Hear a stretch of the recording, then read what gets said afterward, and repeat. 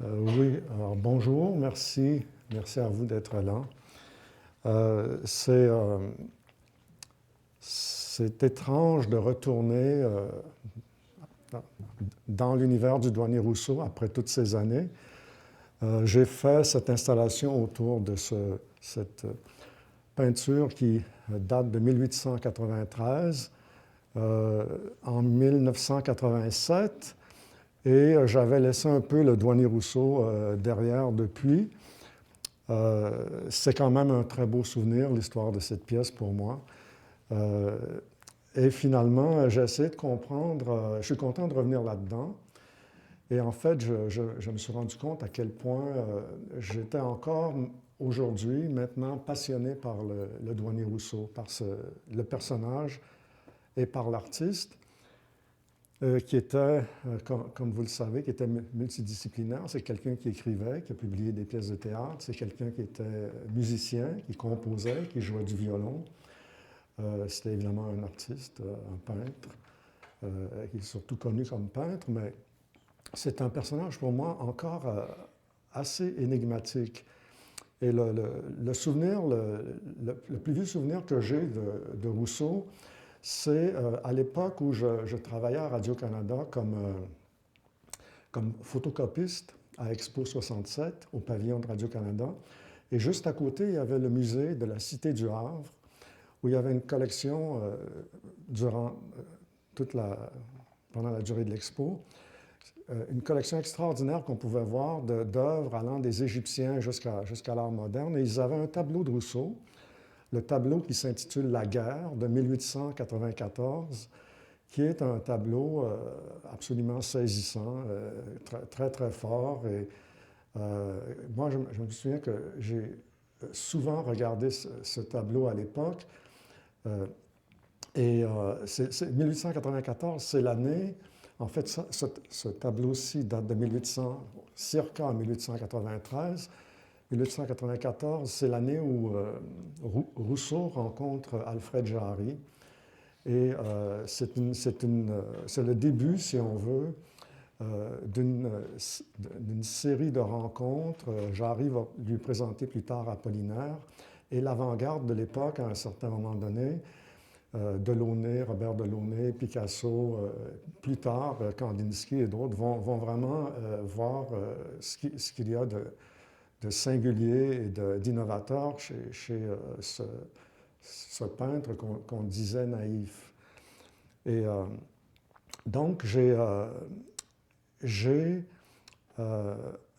ce souvenir de 1967, mais comme la plupart d'entre nous, j'ai surtout découvert Rousseau par le biais d'images dans les livres et aussi sur les pochettes de disques. Il y a énormément de pochettes de disques où des tableaux de Rousseau sont reproduits, entre autres un disque de Thelonious Monk, Monk plays Duke Ellington, où, et Ellington était associé à l'époque à cette musique dite jungle music. Son orchestre, on l'appelait le Jungle Orchestra à la fin des années 20, l'orchestre du Cotton Club, à cause justement des sonorités particulières que les musiciens utilisaient pour jouer cette musique. Et donc, sur cette pochette de Monk Plays Ellington, il y avait le repas du lion de Rousseau de 1907 qui était reproduit. Mais j'ai le souvenir d'autres pochettes, une belle pochette Vox avec la musique de Bartók et la Bohémienne endormie. Et j'ai vu sur le web, on peut aller consulter un site où il y a des dizaines et des dizaines de pochettes qui reproduisent des œuvres du douanier Rousseau aujourd'hui. Et donc, par le biais des pochettes de disques, des livres, à New York aussi, pour nous, forcément, si on veut voir des douaniers Rousseau, personne, il n'y en a pas ici, il faut se déplacer. Et étrangement, je crois que le plus grand nombre de tableaux du douanier Rousseau, ces tableaux sont aux États-Unis, et entre autres au Musée d'art moderne, où on peut voir le Rêve et deux des plus beaux et des plus emblématiques. et avec une référence musicale, Le rêve et La bohémienne endormie. Et étrangement, je ne sais pas si c'est en lien avec ça, mais en 85, j'ai fait une performance avec Robert Lepage, le musicien, où on utilisait, c'était une sorte de safari, excusez-moi, phonographique, et j'avais utilisé ce disque-ci, qui s'intitule Animals of Africa. Et c'est un disque documentaire, face A, face B. On a des animaux, 6 animaux par face, différents, des lions, des singes, rhinocéros et tout. Un disque absolument fascinant. Et Robert, l'idée c'était que Robert Lepage voyageait dans les sillons du disque et il rencontrait sur son passage des animaux et avec son instrument, il dialoguait avec eux.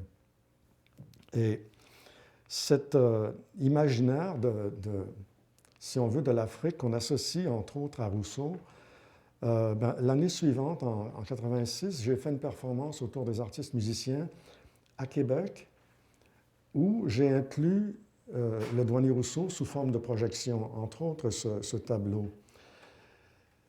Et donc, par la suite, en 87, et avec les images, je vais vous en parler de façon plus précise tantôt, j'ai fait l'installation, la grande installation à la galerie Chantal Boulanger. C'est la première fois que je travaillais à ce moment-là pour cette installation autour du douanier Rousseau avec Jean-Claude Rochefort, qui était à l'époque très enthousiaste de cette pièce, entre autres, et on avait eu un merveilleux rapport pendant le montage de la pièce comme telle.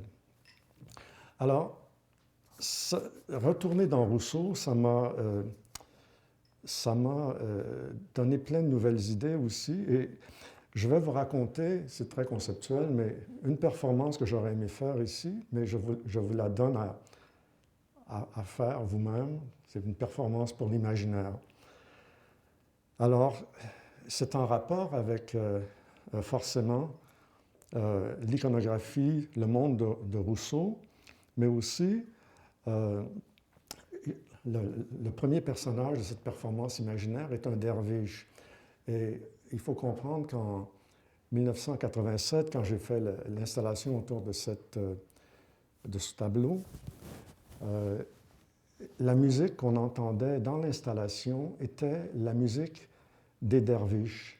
C'est une musique qui émergeait du sol, à très bas niveau, très faible volume, parce qu'il n'était absolument pas question de remplir la galerie de musique.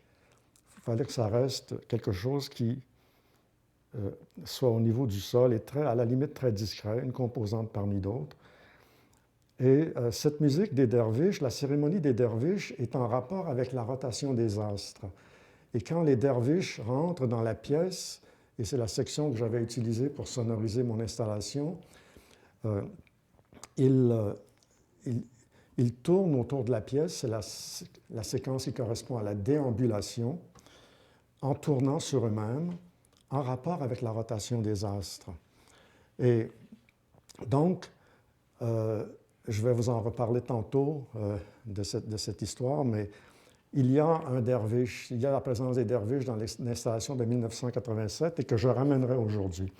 Alors ici, ce que j'aurais aimé faire, ça aurait été ce qui suit. Finalement, vous avez un chef d'orchestre, le douanier Rousseau. Vous avez un maître de cérémonie, qui est moi en l'occurrence. Vous avez un programme, qui est le catalogue vert qu'on vous a remis.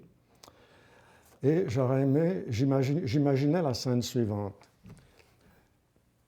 Les portes s'ouvrent et un lion apparaît qui descend l'escalier, qui vient faire le tour ici, qui remonte par là, qui redescend et qui remonte sur scène et qui s'installe, majestueux comme le sont les lions. Et puis un petit singe qui l'accompagne, qui le suit partout et qui circule entre les rangées, les petits singes qu'a peint Rousseau et qui l'adorait. On sait que quand Rousseau est mort, dans son atelier, sur son chevalet, le dernier tableau inachevé de Rousseau est un tableau de petits singes qui jouent dans la jungle. Alors, le petit singe aussi viendrait s'installer sur la scène, comme ça. Et puis, rentrerait un derviche qui tournerait sur lui-même, sa déambulation, qui ferait le tour ici, qui remonterait, qui finirait ici, sur la scène, qui viendrait s'installer, qui tournerait sur lui-même. Et puis, rentrerait un violoniste. Rousseau était violoniste. Dans ce rôle-là, j'imagine mon ami Malcolm Goldstein, qui est le violoniste que je vois le plus apte à faire ce travail, c'est-à-dire à la fois jouer les pièces pour violon. Il y a quelques pièces pour violon du douanier Rousseau. Clémence, une valse composée pour son épouse. Les deux frères, Clochette, Romance, et ainsi de suite. Et tout en improvisant, en jouant les thèmes et en improvisant, j'imagine Malcolm qui descend. Il est notre douanier Rousseau. Et il se promène et il remonte tout en jouant du violon. Et il vient s'installer ici, entre le lion, le petit singe, en continuant de jouer, avec le derviche qui tourne toujours, notre chef d'orchestre. Et puis, le chef d'orchestre disparaît, s'efface, et on a une sorte de diaporama où défilent devant nous toutes les œuvres peintes du douanier, pendant que nos protagonistes sur la scène se promènent dans la salle, le lion, le petit singe, Malcolm, le violon, le derviche et tout, et continuent d'habiter en quelque sorte l'espace. Et ces toiles défilent jusqu'à ce qu'on revienne au chef d'orchestre à la toute fin, et nos protagonistes se retirent discrètement par le côté, et puis on retrouve le silence. J'aurais bien aimé pouvoir faire cette pièce. Je l'ai fait dans ma tête, cette performance très, très conceptuelle, si vous voulez, imaginaire. Par contre, il y a autre chose qu'on peut faire aujourd'hui, installer comme une sorte de climat qui va m'accompagner pendant que je fais cette conférence. Alors, le violon, ici, serait remplacé par la flûte. La flûte est présente dans les tableaux du douanier Rousseau, en particulier dans La Charmeuse de Serpent, qui est une commande de la mère de Robert Delaunay, qui est un de ses tableaux les plus célèbres. Et la présence des astres, la rotation, le cosmos et tout, des derviches, il sera présent, puisqu'on va faire cette diffusion, par le biais de cette partition. En fait, ce sont deux disques que je vais utiliser. La pièce autour du douanier Rousseau en 87 le mettait en lien avec le tourne-disque. Et le fait que Rousseau est un artiste de la fin du 19e et du début du 20e siècle, c'est-à-dire de l'époque où on invente le phonographe, le gramophone, l'émergence de l'enregistrement sonore. Et en 1889, Rousseau, qui a visité l'Expo universelle à Paris, a peut-être vu le phonographe d'Edison qui était en montre à l'époque. Alors, on va entendre une œuvre qui a été composée pour Montréal, spécifiquement, qui fait référence aux étoiles, dans une version extrêmement dépouillée. Je veux parler d'Atlas Eclipticalis de John Cage, qui a été composé en 1961 à la demande de Pierre Mercure pour le Festival de Montréal. Et Cage, c'est une pièce pour orchestre, mais l'enregistrement que j'ai ici ne comprend que les parties de flûte. Donc, c'est extrêmement réduit par rapport au grand orchestre. C'est très, très dépouillé. Chacune des notes qui sont jouées, chacune des notes fait référence à une étoile. C'est véritablement des étoiles qui sont en quelque sorte sonorisées. Et je crois que je respecte jusqu'à un certain point l'esprit de John Cage par rapport à ça, à savoir que Cage, souvent, voulait que certaines de ses œuvres soient jouées en même temps qu'une autre. Comme par exemple Atlas Eclipticaliste, c'est très souvent joué en même temps que Winter Music. Et dans ce cas-ci, eh bien, on aura Atlas Eclipticaliste en même temps que le Douanier Rousseau, si on veut, ou en même temps que la conférence, ou en même temps que quelqu'un parle. Mais c'est l'idée d'installer le ciel au sens de Rousseau et après d'installer la terre. Et entre les deux pôles, de faire la conférence. Et comme Cage disait aussi,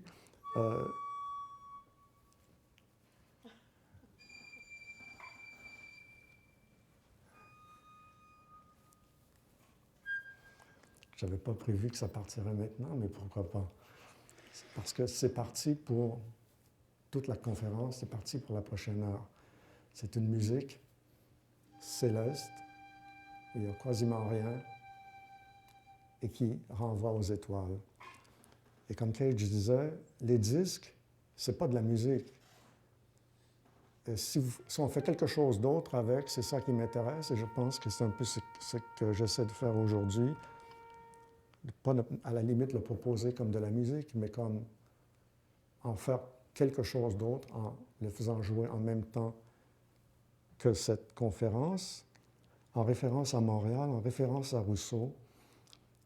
Rousseau qui a peint les étoiles. Hein. Vous savez, il y a deux références en ce qui concerne Rousseau et les étoiles. Dans La Bohémienne endormie, qu'on va voir tantôt, vous pouvez voir dans le ciel, Rousseau a peint quelques étoiles. Comme il peint souvent des lunes qui ressemblent à des disques. Et aussi, quand Rousseau est mort, Apollinaire a rédigé une épitaphe et ça se termine par l'idée que Rousseau, maintenant qu'il est dans l'au-delà, passe son temps, entre autres, à peindre la face des étoiles. C'est les mots d'Apollinaire. Et donc, toutes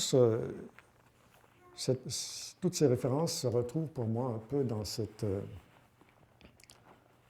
par le biais de cette musique qui est installée, qui remplace les derviches de 87 et qui renvoie au cosmos. Donc, les étoiles qui vont nous accompagner pendant toute la conférence. Et le deuxième aspect, c'est installer la partie plus terre à terre, qui est la jungle. Et la jungle, eh bien, je l'ai dans ce disque-ci. Les animaux sont en cage dans le disque, en fait. Un disque, c'est ce que ça fait, ça met en cage. Et on peut les libérer dans l'espace en faisant jouer. Alors, j'ai ces animaux ici dans cet appareil, mais ça me faisait penser à une autre chose, que on n'a que cette peinture de Rousseau dans l'exposition ici, dans la galerie, parce que de cette façon, Rousseau également est libéré de sa cage, c'est-à-dire que l'installation de 1987, qui était dirigée par le douanier Rousseau à la galerie, finalement, ça enfermait Rousseau dans une version, parmi d'autres, de ce que ça pouvait vouloir dire, parce que c'est tellement ouvert, on ne sait pas ce qu'il dirige, mais en faisant l'installation, ça fermait Rousseau sur une pièce et sur un monde et sur une interprétation, une lecture, disons. Et en le représentant ici à la galerie, sans l'installation de 1987, on le libère d'une certaine façon de sa cage de 87 pour lui redonner tout son potentiel d'ouverture que ce tableau mystérieux incarne pour moi. Alors, on a les étoiles. Je vais vous faire entendre, mais très peu longtemps, la jungle de Rousseau, un petit bout de la jungle qui est dans cet appareil, mais je ne vais pas vous faire entendre trop longtemps parce que je ne pourrais pas continuer avec ces sons à parler et vous ne pourrez pas m'entendre. Alors, le ciel et la terre.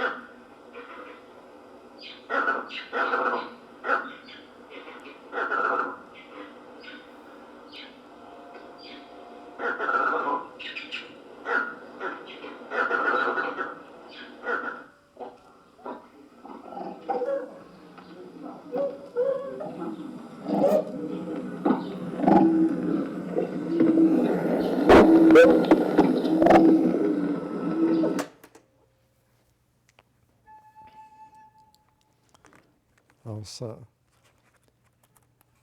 l'important c'est, je ne vais pas faire jouer cet enregistrement au complet, mais l'important c'est que peut-être on a les étoiles qui sont avec nous et vous savez que les animaux sont là, ils sont là-dedans. On n'a qu'à peser pour les faire sortir et les libérer en quelque sorte dans l'espace. Ils sont quelque part enfermés dans la cassette, comme ils étaient enfermés dans les sillons du disque, comme ils sont enfermés dans cet appareil, ce magnétophone. Alors, je vais procéder maintenant en vous montrant quelques images qui vont me permettre de commenter, entre autres, l'installation de 1987. Alors, ce tableau, je trouve que c'est un tableau absolument magique où on ne sait pas ce que le douanier dirige. Il y a une partition, mais on ne sait pas ce que c'est. Il y a quelques passants qui semblent indifférents, qui ne semblent pas se rendre compte, donc quelque part, il y aurait et on imagine que le douanier dirige peut-être la nature. Je ne sais pas si vous connaissez cette photo tirée de Fluxus. Je crois que c'est Cantor qui dirige la mer. Et il est au milieu, il est au bord de la plage, il dirige les vagues. Et il y a plusieurs personnes qui sont assises, qui assistent à un concert, et on voit une image assez merveilleuse qui, quelque part, est en lien avec, et montre, à mon avis, en tout cas, c'est comme ça que je le ressens, la modernité et l'audace de Rousseau. Ici, on voit le musicien. Il y a au moins 2 photos qu'on connaît de Rousseau avec son violon. Alors, dans son studio, dans son atelier, l'autre photo, c'est une photo où on le voit qui joue du violon. Photo prise en 1906 pour sa fille. C'est marqué pour Julia. Et 1906, c'est l'époque où Rousseau avait ouvert sa propre école. Il enseignait la peinture, la musique. Il avait formé même un petit orchestre d'étudiants. Et donc, peut-être que cette photo a servi de carte de visite, je ne sais pas. Mais Rousseau lui-même était, dans tous les aspects de sa démarche, autant l'écriture, la musique que la peinture, il était un autodidacte. Et en musique, on sait qu'il a commencé, à l'époque, quand il était dans l'armée, à jouer dans l'orchestre du régiment. Et puis, finalement, on ne sait pas grand-chose. Il faisait partie d'un orchestre de quartier. Il jouait parfois dans la rue, semble-t-il. Il participait à des soirées 1894-95, Gauguin l'aurait invité, il aurait joué du violon. C'est surtout vers 1907, 8, 9, à cette époque, qu'on remarque qu'il participe à plusieurs soirées artistiques, littéraires, où Rousseau regroupe chez lui les voisins, les marchands du coin, ses élèves, des artistes, des écrivains, des peintres et tout. Et lui-même joue de la musique, les gens chantent. Il y a toute une belle ambiance très conviviale. Et il y a plusieurs soirées artistiques comme ça que Rousseau tenait chez lui. Alors, le violon, c'est pas vraiment, c'est pas anecdotique dans sa démarche. C'est quelque chose qui, là, on voit le violon qui trône sur la table, mais c'était vraiment très important pour lui, la musique. Et à la fin de sa vie, d'ailleurs, dans certains tableaux, Rousseau peint des musiciens, il peint la pratique musicale, mais à la fin de sa vie, sur son lit de mort, on nous dit, on cite souvent cette histoire qu'il entendait, qu'il aurait entendu la musique céleste des anges. Et ça conclut bien, je trouve, son parcours. Alors, on est rendu dans l'installation de 1987 à la galerie Chantal Boulanger. J'avais organisé à l'entrée, juste à l'entrée, au mur, une petite section documentaire. C'était des pistes que je voulais donner aux gens qui voyaient l'installation concernant Rousseau et certains aspects que, d'une certaine façon, j'avais tenté d'évoquer dans l'installation ou peut-être dont je ne parlais pas, mais c'est intéressant de le savoir. Comme par exemple, bien là, on a les photos en haut, les deux photos de Rousseau, musicien. Le petit oiseau, c'est un sifflet, c'est un instrument de musique mexicain. Le violon de Strauss, c'est un instrument qui avait été fabriqué à l'époque pour faire en sorte que le son des cordes des violons, ça ne projette pas beaucoup. Alors autant pour l'enregistrement, à l'époque acoustique, dans les studios, l'enregistrement donc de disques, ou quand les musiciens jouaient à la campagne, en plein air et tout, cet instrument, qui est une sorte d'hybride étrange entre le gramophone et le violon, il avait été inventé par Strauss et je trouvais que c'était tout à fait en rapport avec l'esprit de Rousseau, violoniste, et l'idée du tourne-disque. Là, on a une reproduction du tableau « Le musicien chômeur », Rousseau avec son violon, un programme d'une de ses soirées artistiques littéraires, les derviches qui tournent, la partition de la valse Clémence, composée par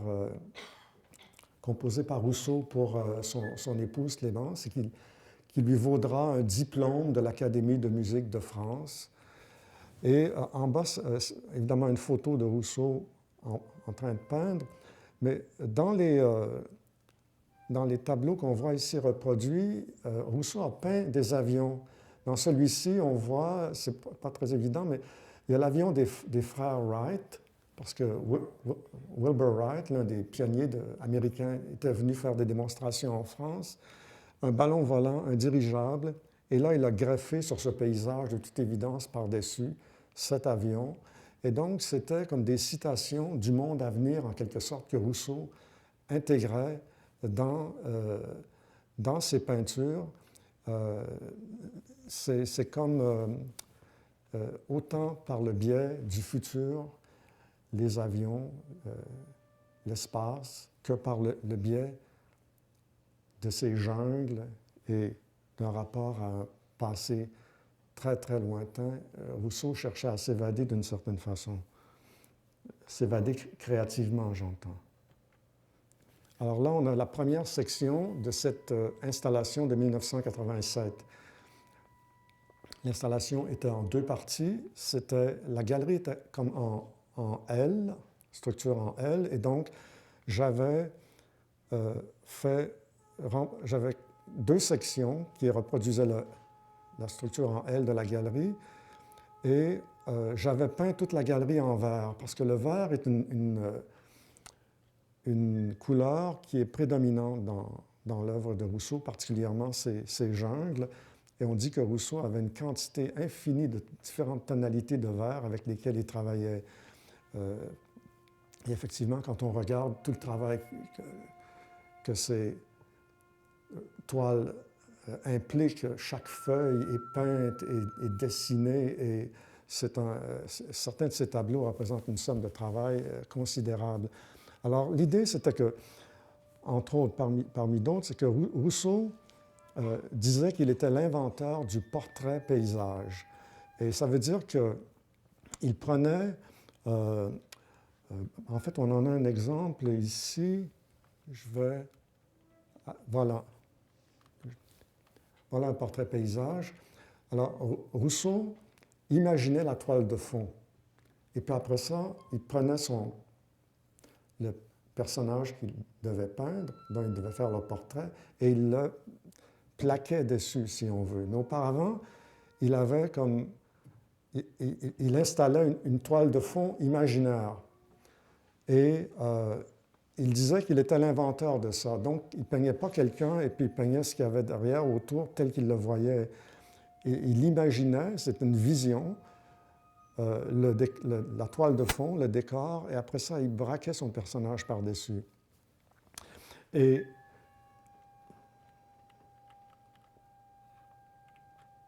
quand j'ai fait cette installation à la galerie, j'ai un peu fait ça d'une certaine façon. J'ai pris le douanier en chef d'orchestre et puis j'ai créé autour de lui une sorte de grand paysage. C'est une sorte de portrait paysage en 3 dimensions du douanier Rousseau.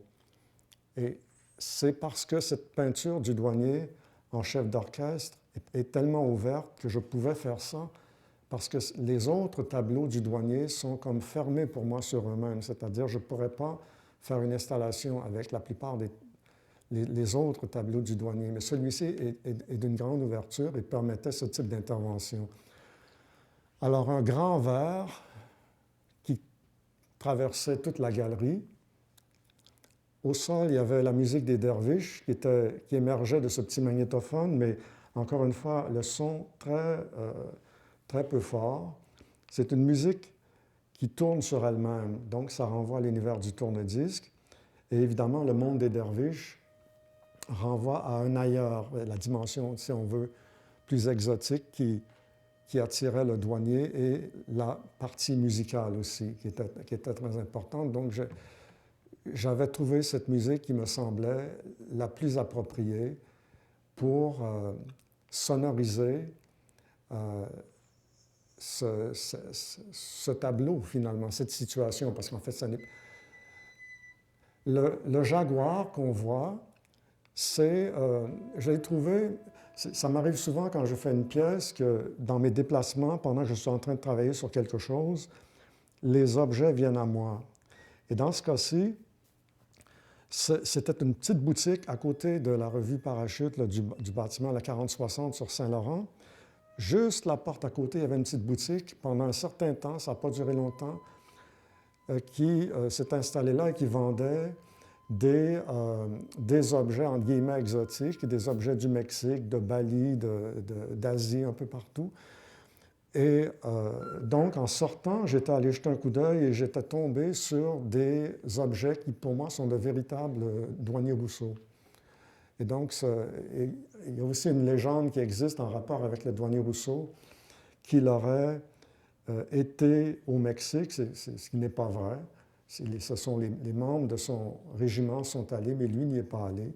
Et qu'au Mexique, il aurait vu des jungles, il aurait vu des paysages qui l'auraient inspiré pour ses tableaux ultérieurs, ce qui n'est pas le cas. Mais quelque part, cette installation le réconciliait un tout petit peu avec sa légende mexicaine.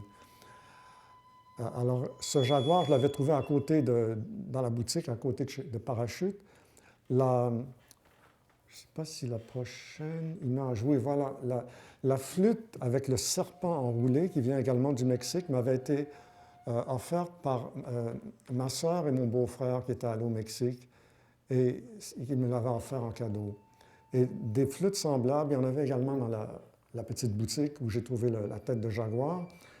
La boîte à violon, qui est une antiquité, appartenait à Chantal Pontbriand, avec qui je vivais à l'époque et qui avait cette boîte dans son environnement depuis très longtemps, qui était une antiquité, qui était là et qui était comme une présence. Et finalement, qui ressemble aussi un peu à un tombeau. Et à l'intérieur, il y avait les restes d'un instrument à cordes. Il y a le cou d'un vieux violon, des morceaux d'instruments, comme des vieux os, en fait, qui traînaient là dans la boîte avec ça. Et donc, j'ai pris dans mon environnement la flûte que ma sœur m'a offerte, ce qui est cette boîte à violon. Et pour le reste, le petit singe vient, c'était un des jouets de mon fils. Et quand on le voit très mal ici, mais quand on le voit de très près, c'est vraiment, on croirait être devant un douanier Rousseau, un petit objet peint dans l'étoile du douanier. Il y a vraiment une sorte de présence. Et ça aussi, c'était dans mon environnement. Et quelque part, ce que j'ai trouvé sur la route, ça avec quoi je vivais, mon fils avait ça parmi ses jouets dans son panier, et je l'ai pris. Et les petites figurines assises, c'est des figurines mexicaines qui viennent de la boutique à côté de Parachute à l'époque. Et le petit globe terrestre, qui est un aiguisoir, mais je pense que vous connaissez ça, qu'on vend probablement encore. J'en ai pas cherché depuis un bout de temps, mais c'est un petit globe terrestre aiguisoir qui est sur le tourne-disque et qui tourne et qui renvoie à cette idée de la rotation. Parce que dans cette pièce, tout tourne finalement dans cette pièce. La musique des derviches, c'est une musique qui tourne sur elle-même. La flûte tourne non-stop. Le petit globe terrestre tourne aussi. Et voilà, donc on est dans une sorte de un environnement, tout est vert, et il y a ces composantes qui sont au sol. Et à la jonction des deux sections en L se tient le douanier qui dirige en quelque sorte l'installation, mais même à la limite, puisque cette musique des derviches, elle renvoie à la rotation des astres, elle s'appelle déambulation, et le public déambule, et peut-être que c'est toute cette situation que potentiellement le douanier dirige, le public qui déambule, la musique qui tourne sur elle-même, les tourne-disques, quelque part, la rotation et l'idée que la rotation est présente partout dans l'univers, ce qui est un des aspects que j'ai développé dans mon travail auparavant, dans certaines pièces qui s'intitulent Roto-univers. Alors ici, on retrouve ça s'appelle Moi-même, c'est de 1890. Et c'est sûr que là, on voit un ballon volant, on voit la tour Eiffel. C'est des signes de la modernité de l'époque, un pont en acier. Et je crois que ça, c'était à droite le bâtiment des douanes. Et j'imagine, mais c'est une déformation, comme on dit professionnelle, que le pinceau et l'aiguille du tourne-disque et que ce qu'il tient dans ses mains, c'est comme un disque. Et effectivement, il y a des inscriptions sur sa palette. Et c'est marqué Clémence et Joséphine. Il a inscrit le nom de ses deux épouses. Et toutes les petites touches de peinture tout autour sont comme un sillon qui tournerait autour et qui suggère justement le sillon, le disque. Toute cette... Alors ça, c'est emblématique d'un portrait paysage avec ces nuages qui sont taillés comme dans des formes extrêmement solides qui, quelque part, annoncent, et on a ça souvent chez Rousseau, comme des suggestions d'abstraction latente dans sa manière de traiter les formes. Et ici, c'est la liberté invitant les artistes. C'est le Salon des indépendants et c'est à chaque année à ce salon que pendant des années, Rousseau va présenter ses toiles. Il va faire l'objet évidemment de ridicule, on va rire de lui la plupart du temps, sauf pour quelques artistes qui, encore une fois, et c'est intéressant, les yeux. Qu'est-ce que Picasso, Robert Delaunay, Signac, qui était associé aux pointillistes, et les autres artistes de l'époque, qu'est-ce que l'avant-garde voyait dans son œuvre qu'il est... je trouve ça intéressant, cet ange, évidemment, qui flotte dans l'espace, qui lui aussi joue quelque chose, mais on ne sait pas quoi, et tous ces artistes qui portent leurs tableaux sous le bras et qui s'en vont exposer, et que ces tableaux que je vois, moi, mais c'est aussi une déformation comme des pochettes de disques. Et j'imagine presque qu'une relecture de ce tableau qui fonctionnerait comme un tourne-disque avec tous les... surtout quand on sait qu'il y a tellement... Mais toute l'histoire de la peinture est maintenant sur des pochettes de disques.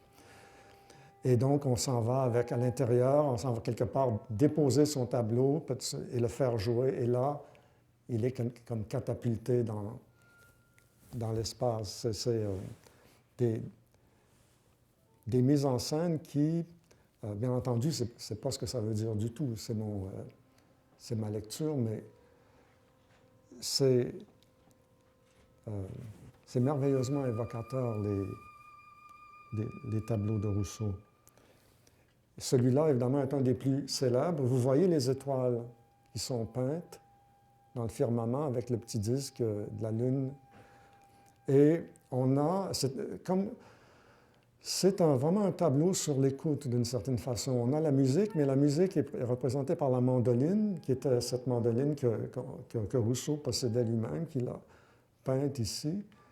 Et on a un personnage qui rêve et on se demande si ce personnage rêve ce lion, justement, ou si le lion est bien réel, ou s'il est dans l'imaginaire du personnage qui dort, parce que cette peinture est accompagnée d'un petit texte. Rousseau, à l'occasion, écrivait un petit commentaire pour accompagner ses œuvres. Et c'est une pièce sur l'écoute et c'est une pièce sur le rêve. Et je me suis demandé quel était le lien qu'on pouvait peut-être faire. Ça date de 1897, cette œuvre. Le premier tableau dit exotique de Rousseau date de 1891. Rousseau, apparemment, lorsqu'il a peint, c'est un tigre qu'on voit dans la jungle pendant une tempête, et avec des éclairs, et puis la pluie qui tombe et tout. Et Rousseau disait qu'il avait eu très peur en peignant ce tableau et qu'il s'était précipité pour ouvrir les fenêtres de son appartement pour retrouver l'air et l'environnement de Paris, parce que il était quelque part effrayé par ce qu'il était en train de peindre. Et on sait que les jungles, les tableaux jungles, les animaux sauvages, comme les plantes chez Rousseau, Rousseau vivait à Paris, il n'est pas sorti de Paris. C'est en allant au Jardin des plantes, à la ménagerie, que Rousseau pouvait voir des plantes exotiques et des animaux de partout, et que c'est là, et de certains livres, des illustrations de cette flore et de cette faune exotique, c'est de là qu'il a tiré ses références, mais qu'il transforme complètement, parce que finalement, un tableau comme celui-là, ça n'a rien de réaliste. Lui-même se définissait jusqu'à un certain point comme un peintre réaliste, mais ce tableau est comme une énigme et on peut le lire de plusieurs façons. C'est mises en scène qui montrent en fait que Rousseau était beaucoup plus un personnage beaucoup plus complexe qu'il n'y paraît.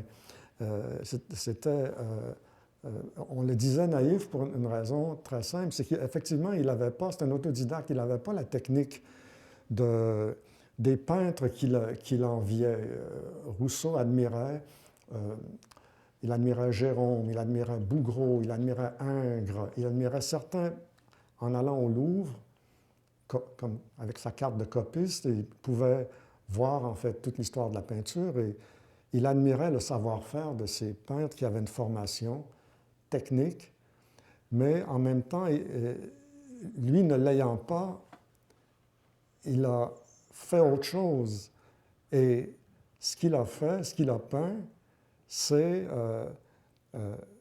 finalement, c'est son imaginaire. Ce sont véritablement des inventions qui viennent de l'intérieur et qui transcendent et vont plus loin que la technique académique ou les sujets en vogue à l'époque. C'est un monde extrêmement chargé et il transcende. C'est pour ça qu'il est quelque part si actuel même maintenant. Ce tableau, La charmeuse de serpent, a été commandé à Rousseau par la mère de Robert Delaunay. Elle avait fait un voyage en Inde et apparemment, elle racontait son voyage à Rousseau, qui était totalement fasciné par ce qu'elle lui disait. Et elle lui a commandé cette peinture, qui est évidemment une des plus connues et célèbres. La charmeuse de serpent, étrangement, vous savez, le serpent est un instrument de musique aussi. Parfois, chez les antiquaires, on en trouve. C'est un instrument très fascinant, désuet maintenant, mais c'est intéressant de penser à ça, que le serpent n'est pas simplement là. Et ici même, on pourrait imaginer que ce serpent est une sorte de micro suspendu au-dessus de la charmeuse qui est en train peut-être à la limite de l'enregistrer. Mais ce qui... évidemment, on a dans ce tableau un peu la suggestion du jardin d'origine. Rousseau a peint aussi un portrait d'Ève. Et il y a comme un appel de l'origine. Parfois, j'ai pensé même que c'est un peu ce que McLuhan dit, que via la technologie, on peut retrouver les émotions primordiales et retrouver l'espace acoustique et retrouver l'origine en quelque sorte. Et bon, d'accord, ce serpent n'est pas un micro, mais ce qui m'a intéressé là-dedans aussi, c'est le fait que ça existe des disques de musique de charmeurs de serpents. J'en avais une couple de disques comme ça. C'est une musique très nasillarde, continue, comme un drone. On pourrait dire, par analogie, que le tourne-disque est un charmeur de public. C'est un charmeur au sens où, finalement, non seulement on peut faire jouer sur un tourne-disque de la musique de charmeur de serpent, mais on peut faire jouer toutes les musiques qui correspondent à toutes les séductions qu'on veut bien imaginer. Alors ça c'est le dernier. Celui-là, c'est le tout dernier tableau fini, exposé par Rousseau juste avant sa mort en 1910. C'est un tableau qu'on peut lire de différentes façons, mais pour moi, c'est comme la psychanalyse. C'est le sofa de Freud et c'est la mise à nu par le biais, entre autres, de la parole, c'est-à-dire le musicien qui joue, et de l'écoute. Tout ce tableau écoute, finalement. Le musicien joue d'un instrument qui s'appelle la musette, qui est un instrument plutôt nasillard, qui c'est pas une flûte du tout, c'est comme un hautbois ou un peu comme un son de cornemuse. C'est un instrument qui, qui, qui existe encore, mais qu'on entend rarement. Et on voit les animaux ne sont pas nécessairement agressifs, ils sont comme aux aguets. On voit le serpent, on voit l'oiseau du paradis. Là aussi, par déformation professionnelle, je pense à Bird of Paradise de Charlie Parker, qu'on appelait Bird, et qui est là quelque part dans ça. Et il y a les animaux, il y a ces plantes extraordinaires, ce climat incroyable que s'est créé Rousseau, qui ressemble à personne. C'est un monde totalement inventé par lui, parce qu'évidemment, ce n'est pas documentaire ce qu'on voit. Et cette femme, mystérieusement, pointe vers le joueur de... Je pense que c'est un tableau qui, quelque part, 1910, qu'on pourrait mettre en lien avec la psychanalyse, une sorte de mise en scène qui renvoie à la pratique de l'écoute dans la psychanalyse et à la mise à nu, et que Rousseau, tout simplement, l'a intuitionné. Le sofa venait de chez lui, il avait ce sofa qu'il a transposé dans la jungle. Et en même temps, et ça c'est simplement une repiquée d'un livre, et où on voit déjà la séduction, l'invention au niveau des couleurs chez Rousseau, même simplement au niveau de la reproduction. Ça paraît évident. J'ai eu la chance de voir une expo consacrée uniquement au douanier Rousseau en 2006. Et quand on est devant, c'était évident de voir tous les gens qui défilaient devant les tableaux du douanier Rousseau, à quel point il passionne et il interpelle les gens encore aujourd'hui. Et sa séduction, mais même, elle est plus que strictement... Elle est entre autres au niveau de la sensualité des couleurs, de sa palette de couleurs qui est énorme, mais aussi, bien entendu, cette mise en scène je pense que le douanier Rousseau, comme le disait Apollinaire, quand en 1910, devant ce tableau, il a dit « Cette année, plus personne ne va rire. C'est terminé. On ne rit plus du douanier Rousseau. » Et on comprend pourquoi. Et c'est curieux que c'est sur ce tableau, finalement, que c'est son chant du cygne, que se termine la vie du douanier Rousseau. Alors, c'est le texte ici qui accompagnait le tableau qu'on vient de voir. Jadwiga, qui était une amie polonaise de Rousseau, semble-t-il, dans un beau rêve, s'étant endormie doucement. Donc, c'est encore le rêve, c'est le monde de Freud, à la limite. Entendait les sons d'une musette dont jouait un charmeur bien pensant. Et pendant que la lune reflète sur les fleurs, les arbres verdoyants, les fauves serpents prêtent l'oreille. C'est intéressant, c'est que les fauves, ces animaux, comme les animaux d'Afrique que je faisais jouer tantôt, c'est des animaux extraordinaires. Et pour Rousseau, c'était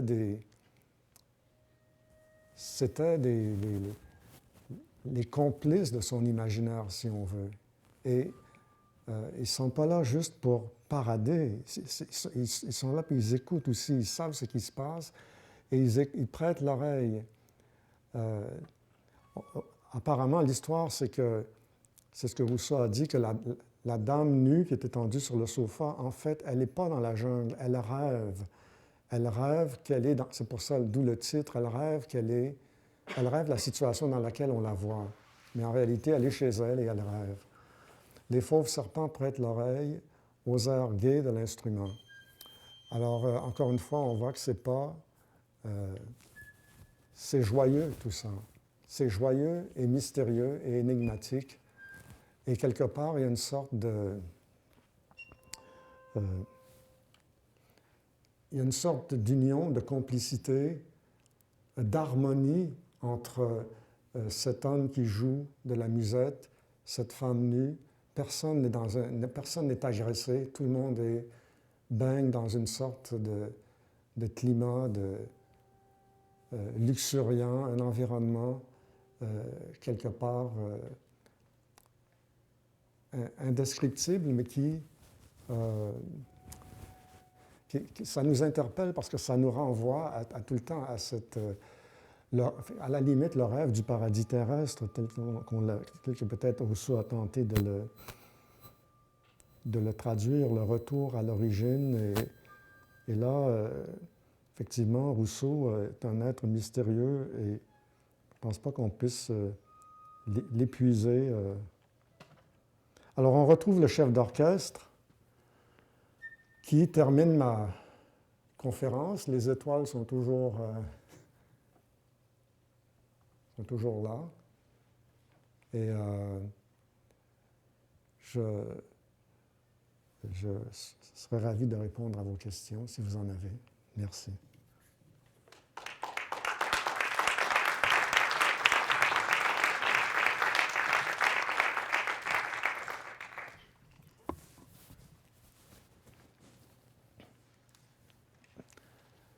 Alors, vous pouvez traverser de l'autre côté et retrouver le douanier. Vous savez que ce tableau, il fait à peu près 1 pied par 1 pied et demi. C'est dire, moi je l'ai repiqué dans un livre, peut-être que ça fait 4 pouces par 5 pouces, c'est tout petit. L'original, dans une collection privée, fait 1 pied par 1 pied et demi. Et ici, ça fait à peu près, à la galerie, à peu près 5 par 7, plus ou moins.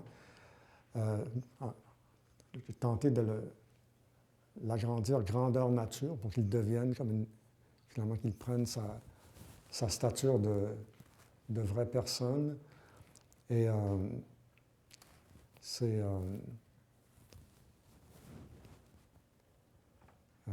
ça reste, encore une fois, je suis content de le montrer de cette façon, sans l'installation, à la galerie, parce que ça le libère de l'installation et il retrouve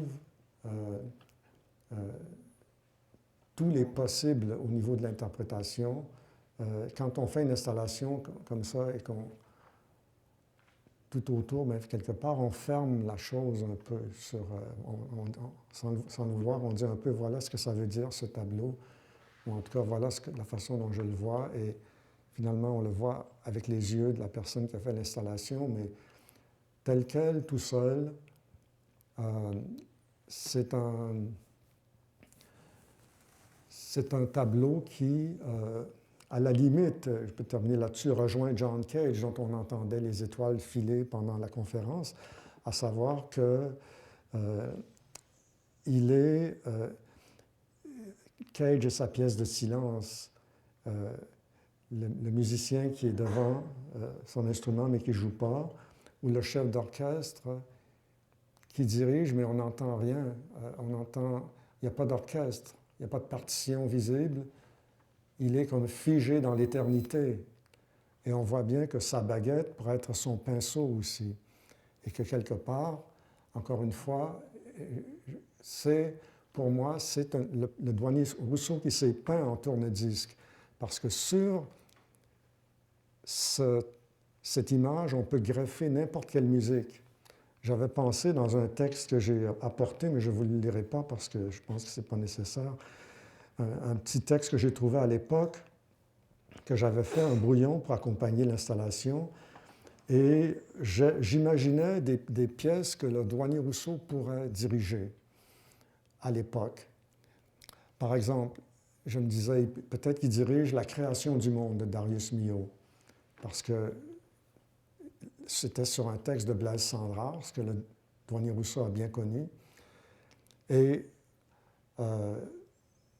je me suis dit, bon, en rapport avec la thématique, il dirige La création du monde. Sinon, il dirige peut-être le livre de la jungle de Charles Koechlin, qui était un compositeur, un contemporain, un ami de Debussy, un contemporain de Rousseau, à Paris à la même époque, où je me suis dit peut-être qu'il dirige la Symphonie Univers de Charles Ives, qui était une œuvre que Ives n'a jamais... Alors vous comprenez que c'est sans tenir compte de la chronologie, là, ils ne sont pas de la même époque et tout, mais plus ou moins, malgré que Charles Ives était actif du vivant de Rousseau et que Rousseau, à la limite, aurait pu diriger La question sans réponse en 1906, mais imaginons qu'il dirige la Symphonie Univers, qui était une œuvre qui était conçue pour plusieurs orchestres disposés dans la nature, dans la vallée, sur les montagnes, partout. Et là, c'est un peu mystique. Alors je me disais, peut-être qu'il dirige la Symphonie Univers, peut-être que... mais en même temps, comme je le mentionnais tantôt, puisque c'est ce rapport de début 20e siècle, fin 19e, avec l'Europe et tout, et l'avant-garde, je dis peut-être qu'au fond, il rejoint Russolo avec sa musique, son art des bruits, et il rejoint peut-être aussi Fluxus avec cette image que j'ai de quelqu'un qui dirige la mer et tout. Et comme cette œuvre est de 1893, circa, c'est la même année où Erik Satie aurait composé Vexation. Et donc, c'est la question du temps. C'est que finalement, Rousseau nous donne à penser, à vivre un temps nouveau en musique qui n'existait pas auparavant. Ici, il est dans une sorte de temps intemporel, en fait. Il est dans une sorte de non-temps. Il dirige, comme on dit, dans l'éternité, mais on ne sait pas ce qu'il dirige, on ne sait pas c'est quoi. Et de la même façon, c'est sûr que la répétition 840 fois du même motif par Satie nous plonge dans un temps qui n'a plus rien à voir avec le temps qu'on connaissait en musique auparavant. Et même, j'avais imaginé, je termine vraiment là-dessus, que la Charmeuse de serpent, c'est dans mon texte de 87 que je ne vous lirai pas, mais je me disais, peut-être qu'elle joue la partie de flûte qui débute le prélude à l'après-midi d'un faune de Debussy. Qui nous amène là aussi dans un temps nouveau, qui n'existait pas en musique auparavant, une sorte de temps suspendu. On est dans un autre monde temporel et évidemment, tout ça, c'est si on veut, des fabulations personnelles à partir des lectures qui ne se veulent pas objectives, mais qui sont plus oniriques, si on veut. Mais ce tableau-ci participe de ça, à mon avis. Et c'est... j'essaie de comprendre qu'est-ce qui habitait, qu'est-ce qui fait que Rousseau, en tout cas moi, me parle encore autant et parle encore autant, nous parle encore autant aujourd'hui. Rousseau qui est mort pauvre, qui n'avait pas un sou quand il est décédé, Rousseau qui rêvait du Nouveau Monde, et finalement Rousseau est devenu américain. La plupart de ses toiles sont aux États-Unis. Et quelque part, il est au Musée d'art moderne, évidemment, il est à Pompidou, il est devenu une grande star mondiale et il aspirait à ça, semble-t-il. Rousseau se voyait, c'était pas un naïf au sens strictement de je m'amuse en faisant ça. C'est un type qui a commencé à peindre tard, en fait. Il est né en 1844 et mort en 1910, il avait 66 ans. Ses premiers tableaux sont exposés en 1885, il est dans la quarantaine. Déjà, son premier tableau exotique en 91, il a fin de la quarantaine. Quand il rencontre Alfred Jarry en 94, il a 50 ans. C'est un type qui était plus âgé que les plus jeunes avant-gardistes de l'époque. Et c'est très mystérieux ce qui, quelque part, le travaillait et l'avait amené à vouloir à vouloir devenir un artiste parce que, comme il l'a dit, quand il était à l'école et tout, finalement, il n'a eu qu'un diplôme. Il n'était pas un très bon élève. Il a eu des bonnes notes uniquement en dessin et en chant. Et il a toujours dit, moi, je voulais être un artiste, c'est juste ça qui m'intéressait dans la vie. Mais mes parents n'avaient pas les moyens de me faire étudier, et donc je n'ai pas la technique des grands maîtres, mais ce qui est arrivé en cours de route, c'est que ça devait l'obséder tellement qu'il est devenu un peintre. Il n'est pas devenu un peintre du dimanche ou un peintre pour le plaisir ou la détente. Quelque part, c'est un peintre obsessionnel. C'est un peintre, c'est métaphysique, ce tableau de Rousseau qui nous plonge dans un... On sent que ça se passe, c'est cérébral, c'est pas uniquement une représentation naïve, mais il y a comme un sous-texte derrière ça, comme il y en a derrière plusieurs de ces tableaux qui sont de vraies mises en scène et qui nous montrent quelqu'un en train de penser. Je m'arrête.